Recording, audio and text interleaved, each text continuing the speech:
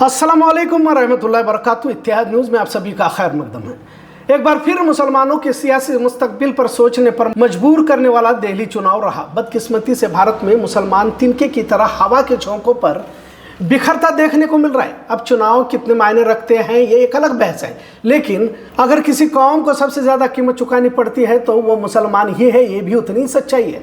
अब जब चुनाव हुए और भाजपा ने ज़बरदस्त जीत हासिल की है तो चुनाव के प्लस माइनस का भी हिसाब हो रहा है। क्या मुसलमानों ने एक तरफा आम आदमी पार्टी को वोट किया? क्या ओवैसी पार्टी ने वोट काटा? क्या मुसलमानों के वोट आप, कांग्रेस और एमआईएम में बट गए कि बहस हमेशा की तरह जारी है? पर हकीकत देखा जाए तो मुसलमान बेवजह सियासी पार्टियों में अपनी कुव्वत ज़ाया कर रहा है, ऐसा मुझे लगता है। दिल्ली फसाद की तरह भारत के मुख्तलिफ शहरों में फसाद की अपनी तारीखी रहा। मुसलमानों को किस तरह हिरासा किया गया, मुस्लिम खवातीनों की असमत रेजी, इनके दुकान कारोबार जानो माल को लूट लिया गया। आम आदमी पार्टी के ताहिर हुसैन को जेल भी हुई है। ताहिर हुसैन को एमआईएम से टिकट दिया गया, पर पिछले कुछ चुनाव में महज एक सियासी चारे की तरह मुसलमानों का इस्तेमाल किया जा रहा है और खुद मुसलमान भी इसके लिए जिम्मेदार है। क्या वाकई मुसलमानों का भारत में सियासी मुस्तकबिल है भी या नहीं, ये सवाल भी अहम हो जाता है, जबकि हालात मुसलमानों के हक में बिल्कुल नहीं है। कुछ लोग मुसलमानों की सियासी नुमाइंदगी की बात करते रहते हैं। कुछ लोग कांग्रेस जैसी पुरानी पार्टी में कभी सेक्युलर हुआ करती थी और आज कांग्रेस जरूरत नहीं बल्कि मजबूरी बनी हुई है। किसी तरह मुफादपरस्त लोग इस पार्टी में जैसे तैसे दिन निकाल रहे हैं, क्योंकि खुद कांग्रेस भी अब अपना रुख सॉफ्ट हिंदुत्व की तरफ कर चुकी है। लिहाजा इन तमाम के दरमियान मुसलमानों का अपना किरदार क्या रहा, इस पर भी सोचना जरूरी हो जाता है। वैसे तो एग्जिट पोल ने पहले ही भाजपा की जीत को वाज़ह कर दिया था और अब तो भाजपा जहां भी चाहे चुनाव जीत सकती है, इतना सच। अब इलेक्शन कमीशन क्या और अदलिया क्या, इंतजामिया क्या, मुसलमानों को लेकर एक तरह अछूते का नैरेटिव चलाया जा रहा है और उसे अब महसूस भी किया जा रहा है। पर क्या भारत की जो भी दीनी सियासी रहबरी है और इसके हल के बजाय आज भी भाजपा को हराने वाली पार्टियों की आड़ क्यों ले रही है? इसका मतलब ये भी कतई नहीं कि मुस्लिम नवाज पार्टियां इसका हल हो सकती है। मुस्लिम नवाज पार्टियों का एक दौर हुआ करता था, तब तो मुसलमान अपनी पार्टी के बजाय कांग्रेस पार्टी के पीछे ही हमेशा का सियासी हल की तरह लगे रहे, जिसमें उलमा, दीनी सियासी रहबर भी शामिल हैं। पर अब जब मुसलमानों के खिलाफ इतना तेजी से माहौल बनता जा रहा है और फिर भी मुसलमान अलग अलग सियासी पार्टियों में सिर्फ इसके लिए अपना वजूद तलाश रहे हैं क्योंकि वो भाजपा के खिलाफ है।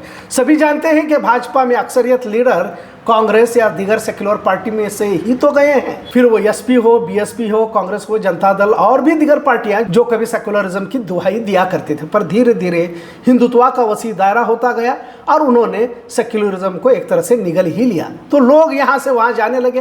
कर्नाटक में भी हमने देखा कि कितने कांग्रेस के लीडर अब भाजपा में जाकर मुसलमानों के खिलाफ किस इंतहा की बयानबाजी कर रहे हैं। मतलब मुसलमानों को कम से कम इस वक्त कौमी इत्तेहाद पर ज्यादा तवज्जो देनी होगी, क्योंकि मुसलमानों को ही अलग थलग किया जा रहा है। फिलहाल किसी भी पार्टी में हो, भाजपा मोदी के खिलाफ फिलहाल कितना भी बयानबाजी कर रहे हो, लेकिन कल को कब वो आरएसएस या बजरंग दल का सरगर्म कारकुन बनेंगे और मुसलमानों के ही खिलाफ मुहिम छेड़ देंगे, कोई इसकी गारंटी नहीं। लिहाजा मुसलमानों को अपना मौक़िफ़ खुद बनाना पड़ेगा।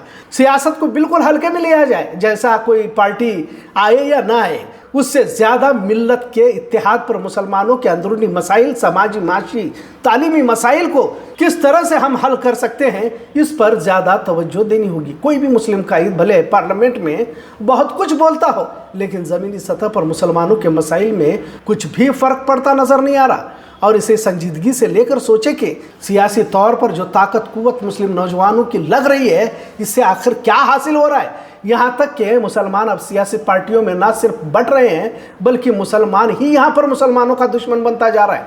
मुसलमानों को लेकर दीगर मामलात में भी तकसीम जारी है, पर सियासी पार्टियों में मुसलमानों का एक दूसरे मुसलमान भाई के खिलाफ बुक्स की ना कपट रखे बजाते कौमी भाई ठीक नहीं है। मसलकों, जमातों, मुख्तलिफ इदारे, तंजीम कभी एक जगह पर बैठ कर मिल्लत के मसाइल पर तबादले ख्याल करते देखा ही नहीं जाता। तो मुख्तलिफ मसलक के उलमा एक भी नज़र आते हैं तो वोटिंग के वक्त नज़र आते हैं।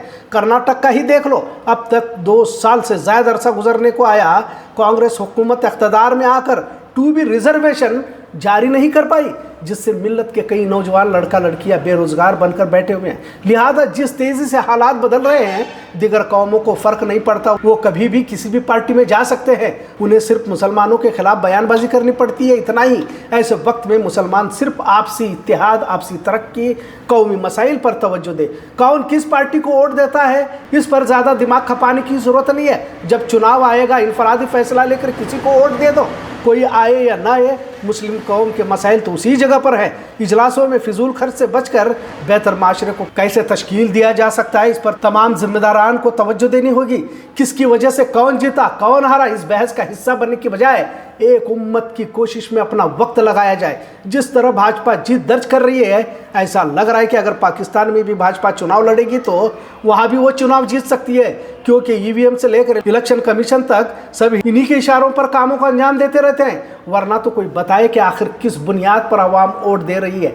अरविंद केजरीवाल, मनीष सिसोदिया, सत्येंद्र जैन का हारना क्या पैगाम देता है? मुस्लिम अक्सरियत इलाकों में वोटिंग आम आदमी पार्टी को ही हुई। आम आदमी पार्टी को 12 में से 7 मुस्लिम अक्सरियत इलाकों में झाड़ू जीत चुकी है। वही मुस्तफाबाद की सीट एमआईएम की वजह से हार गए की बात कही जा रही है। उधर कांग्रेस भी कुछ ठीक नहीं कर पाई। आम आदमी पार्टी के 12 उम्मीदवार कांग्रेस की वजह से हारने की बात कही जा रही है। इन तमाम के पीछे ईवीएम, इंतजामिया, इलेक्शन कमीशन को भी नकारा नहीं जा सकता। लिहाजा आजकल चुनावों से सिर्फ मुसलमानों को ही ज्यादा फर्क पड़ता नजर आ रहा है।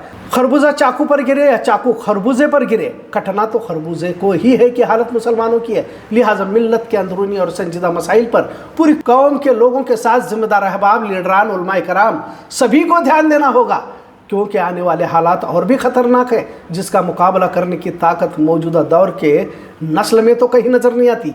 कुव्वत फिक्र व अमल पहले फना होती है, फिर किसी कौम की शौकत पे जवाल आता है। लिहाजा मुसलमानों का इस तरह सोचो फिक्र का फना होना हमारी जिल्लत, हमारी तबाही की असल वजह है। सियासी पार्टियां तो मुसलमानों को अपने मुफाद के लिए इस्तेमाल करती रहती है, और ये हम पहले से भी कहते आए हैं, लेकिन हम सिर्फ कहना तक ही महदूद हैं, ये भी उतनी सच्चाई है। और उन्हें मालूम भी है कि इनकी सोच कहाँ तक है। फिर इसमें मुस्लिम नवाज पार्टियां भी आ गई। लिहाजा मिल्लत को मुत्तहिद करना और इनकी सोच और फिक्र को परवाज देना, यही एक काम इस दौर के नौजवानों को आने वाली तबाही से बचा सकता है। वरना मौजूदा दौर की सियासत में मुसलमानों के लिए कुछ भी नहीं है, और यहाँ अपनी कुव्वत, ताकत, अपनी काबिलियत को सर्फ करना एक और नस्ल को तबाह करने के बराबर इतना ज़रूर। आज का मौजू कैसा लगा, इस पर ज़रूर कमेंट करें। इत्तेहाद न्यूज़ देखने के लिए शुक्रिया। अल्लाह हाफिज़।